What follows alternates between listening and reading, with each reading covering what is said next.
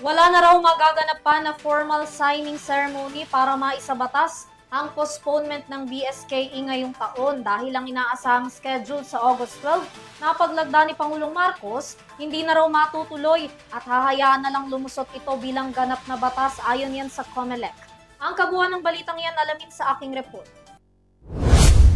Iniulat ng Commission on Elections sa COMELEC na baka wala nang maganap na formal signing ceremony sa paglagda ng batas para sa pagpapaliban ng Barangay at Sangguniang Kabataan Elections o BSKE 2025. Ayon kay COMELEC Chairperson George Erwin Garcia, may nakarating daw kasing impormasyon sa kanilang tanggapan na aantayin na lang daw na mag-lapse in tulo sa August 14 ng panukalang batas upang may pagpaliban ng BSKE na dapat ay mangyayari sa December 1, 2025. Matatandaan na bago pa ang nakuhang impormasyon ng COMELEC, una nang inanunsyo ni Garcia na pipirmahan ni Pangulong Ferdinand Marcos Jr. sa August 12 ang batas para sa BSKE postponement.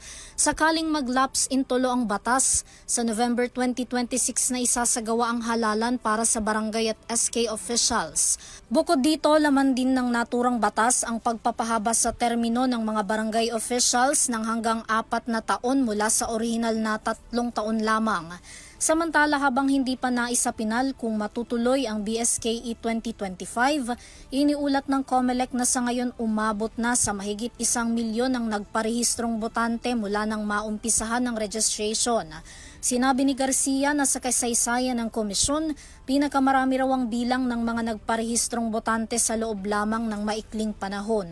Magpapatuloy naman ang 10 araw na voters registration ng COMELEC, matuloy man o hindi ang BSKE 2025 ayon kay Garcia.